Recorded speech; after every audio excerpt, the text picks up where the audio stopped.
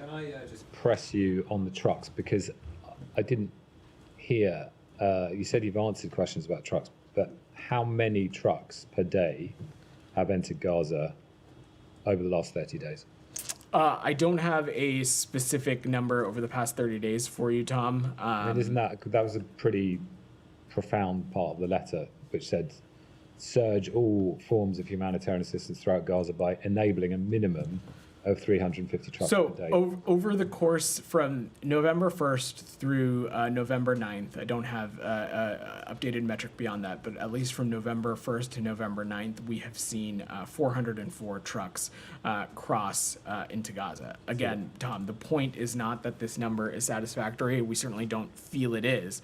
But the point here is that some of the steps that we've seen taken, it is our hope that those steps have created the operational conditions to allow for an additional influx of trucks, to allow for an additional influx of aid. That's not what the letter said. The letter says enable a minimum of 350 trucks per day to enter Gaza, and this is in the context of a letter that says you've got 30 days to do it. And failure to demonstrate a commitment to this may have implications under US law. The United Nations says an average of 37 trucks a day have entered in the month of October. That's 1/10 of what you've asked for. Certainly, there needs to be more progress when it comes to the metrics for trucks, Tom. But again, the point that I was making, and I'll reiterate it here, is that our hope is that these kinds of changes have allowed for the operational adjustments to see an additional influx of trucks and to see if that metric can be met or not. And if it is not, of course, we're going to press and continue to raise this with our partners in Israel. And ultimately, as you heard me say, the government of Israel and the United Nations have a responsibility to do everything they can to make sure that that number is met. As you just heard me say at the top of this, we have seen, this reopening of Erez, this new crossing at Kisufim. We've seen some additional routes open up within Gaza. These things we think will help. Will hopefully help create the space to allow that to happen. Yeah, I mean, I've heard that about the measures, but I'm just asking about what you demanded in the letter. So then we had end the isolation of the north. That was a specific demand in the letter. Have the Israelis ended the isolation of the north? We have seen some restoration of deliveries to the north that had been closed for a few weeks. First, as you heard me say, to Gaza City, as well as this week into some areas surrounding Jabalia as well. Well, you said around Jabalia. You didn't say in Jabalia. Areas around Jabalia and then first to Gaza City. So that's not inside Jabalia, which presumably remains under siege. Tom, I'm not going to get into a specific tit for tat on every item in the letter. The letter was a suggestion of steps that we think that they should take. We outlined a number of steps that we wanted to see take place. We have seen them take significant actions. Ultimately, what matters is not one specific step, but the totality of actions, including actions that, as I said to Saeed, were not even necessarily laid out in the letter or not. And whether all of those together lead to an increase in humanitarian assistance, that's what we're looking at, and that's what we're going to continue to pay close attention to. But it's important, isn't it? Because there's 100,000 people trapped in that besieged area, according to the United Nations. Where they say there's been no food, there has been no water, there have been daily and repeated denials of humanitarian convoys by the Israeli authorities, which seems in stark contrast to what you're suggesting.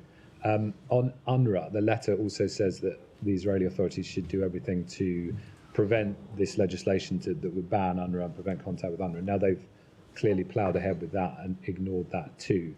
So are they listening to you in the letter on that point? Have there been any changes? On the UNRWA legislation specifically, Tom, there are over 2 months to go until the legislation is implemented. We continue to have ongoing conversations about it, and we're going to continue to discuss the implementation of this law with the government of Israel and make clear that that steps that deny vital assistance to civilians could have implications under our law and policy. I'm not going to speculate on what exactly that may or may not look like, given that, as I said, the law isn't being implemented yet. There's still two months to go, but certainly it continues to be an area of concern and one that we're continuing to raise with the government of Israel, and will continue to do so. Isn't there a profound point here? What you were trying to do was end a siege around northern Gaza that was trapping 100,000 civilians. to prevent them starving to death. And we've heard now Joseph Borrell, EU Foreign Affairs representative, saying the use of hunger as a weapon of war is against international humanitarian law in relation to northern Gaza.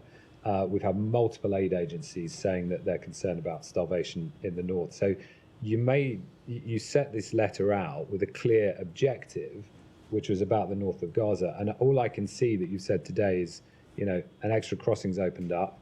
1/10 of the trucks that you asked for are entering Gaza, but not getting to the besieged area. So as far as I can see from what you've said today, absolutely nothing that you've asked for is actually happening. Well, first, Tom, I think it's important to remember that these objectives and our strategic goals don't start and stop just because this 30-day window is up. This is something that we're going to continue to work at and engage closely with our Israeli partners on. Additionally, it is more than just opening up a number of crossings, though, yes, that is part of this. We've seen the reopening of Erez. We've seen a new crossing at Kisufim. We've seen this adjustment being made with the Jordanian corridor. We've seen some additional delivery routes within Gaza. We've seen deliveries restored to northern Gaza and areas surrounding Jabalia. We've seen the humanitarian zone in Masavi expanded, and we have also seen the institution of periodic operational pauses. There are absolutely more additional steps that we would like to see, and we'll continue to press and make sure that those are happening as swiftly as possible. Yeah. Go ahead. Thank you, Vedant. I have one question about Gaza, and can we move to Lebanon after that? Sure. Yeah. I just want to also circle around what my colleagues here said regarding the assessment. You are now saying that your assessment is there is no violation, there is some steps being taken, and I keep going back to what Matt said and earlier in the few weeks ago in his comments about the results on the ground. But I will go with you that you are satisfied with the steps that Israel is taking. You're demanding more. You're demanding more of aid to come inside Gaza. But my question, what makes you assess that the current condition in Gaza is not because Israel is preventing aid from coming in? Because you are dismissing what the aid agencies saying. It's as their own assessment that you don't share it. But what is the reason then for the situation, especially in northern Gaza, to be this dire if it's not Israel violating U.S. law or international humanitarian? What we can speak to is what we are seeing, and what we're seeing is some steps being taken. Certainly, the humanitarian situation writ large in Gaza continues to be dire, and we're going to continue to work at this as aggressively as we can. The point of the letter was that the secretaries laid out that in this letter that, as we've made clear in previous engagements with the Israelis, that it is our responsibility to continuously assess Israel's assurances as it relates to the facilitation of humanitarian aid. We're going to continue to make those assessments on the actions Israel takes or doesn't take, as we have done since the beginning of this conflict. And based on some of the small steps that I have laid out for you today, first, again, I would just stress that this is work that continues and is ongoing, and it does not start or stop. But based on some of those steps, as well as additional steps, we have not made an assessment that they are in violation of U.S. law. We are going to continue to watch this space, though, and pay close attention, and we will effectively implement U.S. law. And if we see actions or steps that are inconsistent with the responsibility and assurances that Israel has to facilitate the delivery of U.S. aid, we, of course, will appropriately implement U.S. law. But if they're not in violation, so from November 1st to November 9th, there was 404 trucks come in, right? It's like 45 to 44 trucks a day. This is way beyond, as Tom said, Absolutely. Way beyond 350. Why it's not 350, according to your assessment? So, again, I don't want us to go down a rabbit hole of specific truck numbers. What our point of view is that some of these operational changes that they have made, that I have outlined in great detail now at this point, we believe that it should be possible to increase the number of trucks that makes it into Gaza every day. It is now incumbent upon the government of Israel, the United Nations, and others, now that there are these operational changes that we think can help with throughput, can help with delivery within Gaza, that can help with getting the aid where it needs to go. our hope is that with those changes, we can see that number achieved. Before he moves to Lebanon, can I just ask you, Yeah. why did you bother to put in 350 trucks a day if it doesn't matter? I'm not going to speak to the. I mean, you keep saying you're not going to speak to specific metrics, but you guys are the ones that made those specific. We didn't. We didn't give the Israelis 30 days to do all this stuff. You guys did. And now those 30 days are up. And as you've heard from everyone so far, and these aid groups that came out last night, they haven't met them. And all of a sudden you say that the metrics that you put out don't matter. I had never said that they don't matter. What I said You was. just said rabbit hole. I mean, these are metrics exactly like you put out. It's not a rabbit hole. Meaning I don't want to take up time getting into a specific tit for tat on like truck numbers. But you then can't why take did you time. put them in the letter? You can't take Those time. metrics, It's really important. the metrics and the number of, let me just be very clear. The metrics and the number of trucks getting into Gaza every day absolutely matter. It is, I said that to him because I did not want to get into a specific technical conversation on inflows and outflows. I don't have more updated numbers for you beyond the ones what I said to Tom. Matt, the metrics absolutely matter. The point that we are making, the two broad points that we made is that one, on specific truck numbers, we think these operational changes that we've made can help get us to that goal. That's the first point. The second point is that all of these steps, and even the steps that have yet to be taken, and even the steps that maybe were not even laid out in the letter, the point is not about specific steps. It is about what the totality of their contribution is to the humanitarian situation in Gaza. That's what we're focused on. But just one more Go ahead. thing. When you said we're going to continue to make those assessments, can you point us to one assessment on any kind of IHL violation that the administration has done since the beginning of Gaza war?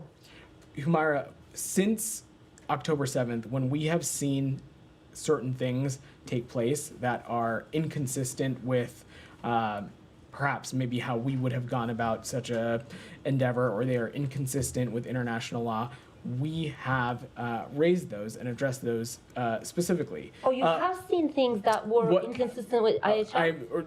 What I'm talking about specifically is incidents that could potentially Right. have had components of that. An example I would give is the incident involving World Central Kitchen workers. When that incident happened, we were very quick to stress the importance of the need for further deconfliction mechanisms, for greater communication. So when we have seen things, Humaira, we have raised them directly with our Yes, partners you've in raised Israel. them, Vedant, but you're saying we're going to continue to make those assessments. And I'm asking you whether, like, I have not seen any of those assessments. So where are those assessments? Those processes, Humaira, are ongoing, and they have been ongoing. We've spent a great deal talking about the many lines of efforts that the United States has to assess those kinds of processes, and that work will continue. Just a broad question. Are you at all worried that this will have an impact on U.S. credibility?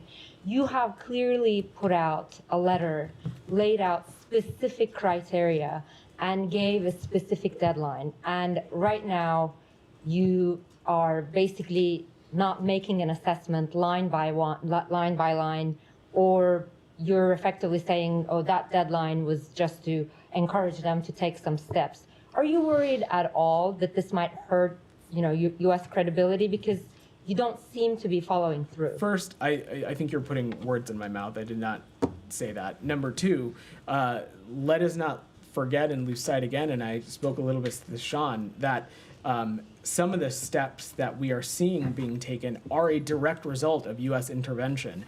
Over the course of this entire conflict, we have seen steps that are undertaken because of U.S. intervention and the role and the kinds of engagement that our diplomacy has had. So that I take that to mean that we are credible voices and we continue to be credible actors in the region. And time again, what we have found to be true through our engagement in our diplomacy is that perhaps interlocutors may disagree with the United States on policy, may disagree with our approach, may disagree with a policy that other countries are pursuing.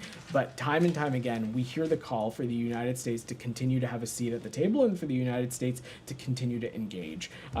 From the immediate onset of October 7th to now, there have been a number of instances in which our engagement has unearthed results. results as it relates to the conflict, results as it relates to humanitarian aid, what have you. So Go ahead.